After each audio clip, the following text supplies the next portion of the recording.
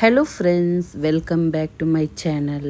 ಇವತ್ತು breakfast, snacks ಅಥವಾ ಮಕ್ಕಳ ಟಿಫಿನ್ ಬಾಕ್ಸಿಗೆ ಮಾಡುವಂಥ ಈಸಿ ಸ್ಯಾಂಡ್ವಿಚ್ ರೆಸಿಪಿನ ನಿಮ್ಮ ಜೊತೆ ಶೇರ್ ಮಾಡ್ತೇನೆ. ಕೆಫೆ ಸ್ಟೈಲಾಗಿ ಬಂದಿದೆ. ಒಂದು ಸಲ ಟ್ರೈ ಮಾಡಿ. ವಿಡಿಯೋ ಇಷ್ಟ ಆದರೆ ಲೈಕ್ ಮಾಡಿ, ಸಬ್ಸ್ಕ್ರೈಬ್ ಮಾಡಿ ಹಾಗೂ ಶೇರ್ ಮಾಡಿ ಫ್ರೆಂಡ್ಸ್. ಮೊದಲು ಇಲ್ಲಿ ಬೋನ್ಲೆಸ್ ಪೀಸ್ ಚಿಕನ್ ಸಣ್ಣದಾಗಿ ಕಟ್ ಮಾಡಿ ತೆಗೆದಿದ್ದೇನೆ, 1 ಕಪ್ಪಷ್ಟು.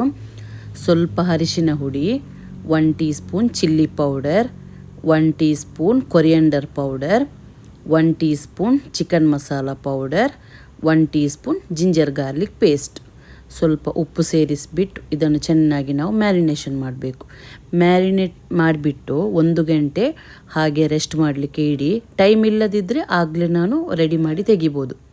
ಒಂದು ಪ್ಯಾನ್ ತೆಗೆದು ಆಯಿಲ್ ಹಾಕ್ತಾ ಇದ್ದೇನೆ, ವೆಜಿಟೇಬಲ್ ಆಯಿಲ್. ಒಳ್ಳೆ ಬಿಸಿಯಾದ ನಂತರ 2 ಮೀಡಿಯಮ್ ಸೈಜ್ ಆನಿಯನ್ ಸಣ್ಣದಾಗಿ ಕಟ್ ಮಾಡಿ ಹಾಕಬೇಕು. ಆನಿಯನ್ ಉಂಟಲ್ಲ, ಲೈಟಾಗಿ ಗೋಲ್ಡನ್ ಬ್ರೌನ್ ಆಗಬೇಕು ಆ ಥರ ಏನೂ ಇಲ್ಲ, ಸ್ವಲ್ಪ ಸಾಫ್ಟ್ ಆಗುವವರೆಗೆ ಫ್ರೈ ಮಾಡಿದರೆ ಸಾಕು.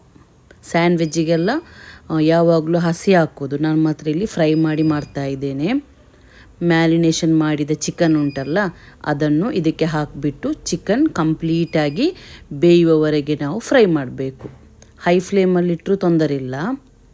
ಚಿಕನೆಲ್ಲ ಕಂಪ್ಲೀಟಾಗಿ ಬೆಂದ ಮೇಲೆ ನೆಕ್ಸ್ಟ್ ಬೇರೆ ವೆಜಿಟೇಬಲ್ಸ್ ಎಲ್ಲ ನಾವು ಸೇರಿಸಬೇಕು. ಈಗ ನೋಡಿ, ಚಿಕನೆಲ್ಲ ಕಂಪ್ಲೀಟಾಗಿ ಬೆಂದಿದೆ. 1 ಕ್ಯಾರೆಟ್ ಗ್ರೇಟ್ ಮಾಡಿ ಹಾಕ್ತಾ ಇದ್ದೇನೆ.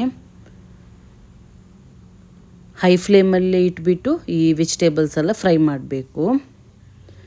ಲಾಸ್ಟಿಗೆ ನಾನು ಅರ್ಧ ಕ್ಯಾಪ್ಸಿಕಮ್ ಸಣ್ಣದಾಗಿ ಕಟ್ ಮಾಡಿ ಹಾಕ್ತಾ ಇದ್ದೇನೆ.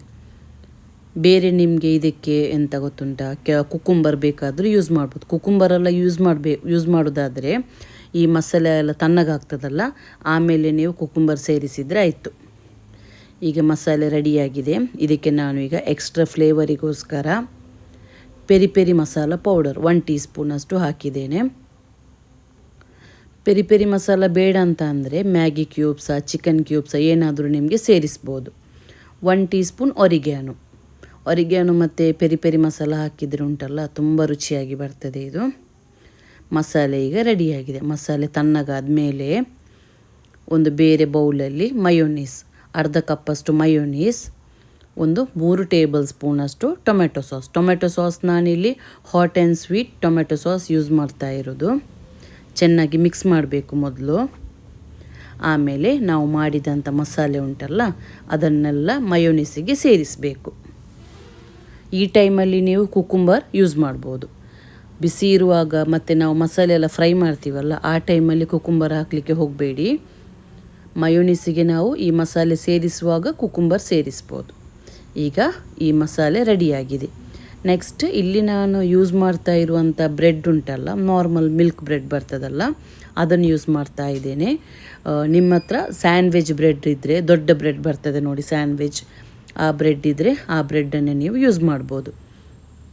ಒಂದು ವೇಳೆ ನಿಮಗೆ ಈ ರೆಸಿಪಿ ಟ್ರೈ ಮಾಡಬೇಕು, ಬ್ರೆಡ್ ಇಲ್ಲ ಅಂತ ಅಂದರೆ ಬನ್ ಬ್ರೆಡ್ ಬರ್ತದಲ್ಲ, ಅದರ ಮೇಲ್ಗಡೆ ಕೂಡ ಮಸಾಲೆ ಹಾಕಿಬಿಟ್ಟು ಚೀಸ್ ಹಾಕಿಬಿಟ್ಟು ಬೇಕ್ ಮಾಡಿದರೆ ಅದು ಕೂಡ ತುಂಬ ರುಚಿಯಾಗಿ ಬರ್ತದೆ.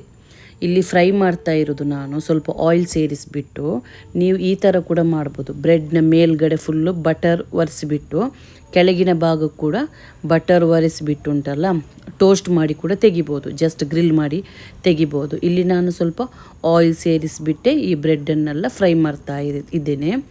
2 ಸೈಡು ಕೂಡ ಸ್ವಲ್ಪ ಈ ಥರ ರೋಸ್ಟ್ ಆದರೆ ಸಾಕು, ಸ್ಯಾಂಡ್ವಿಚ್ ರೆಡಿ ಆಗ್ತದೆ. ಚೀಸ್ ಬೇಕಂದರೆ ನಿಮಗೆ ಚೀಸ್ ಕೂಡ ಇದಕ್ಕೆ ಹಾಕ್ಬೋದು, ತುಂಬ ರುಚಿಯಾಗಿ ಬರ್ತದೆ. ಮಕ್ಕಳಿಗೆ ಒಂದು ತುಂಬ ಫೇವ್ರೆಟ್ ಈ ಸ್ಯಾಂಡ್ವಿಚ್. ಟಿಫಿನ್ ಬಾಕ್ಸಿಗೂ ಕೂಡ ಅವರಿಗೆ ಒಳ್ಳೆಯದಾಗಿ ಆಗ್ತದೆ ಟೇಸ್ಟ್.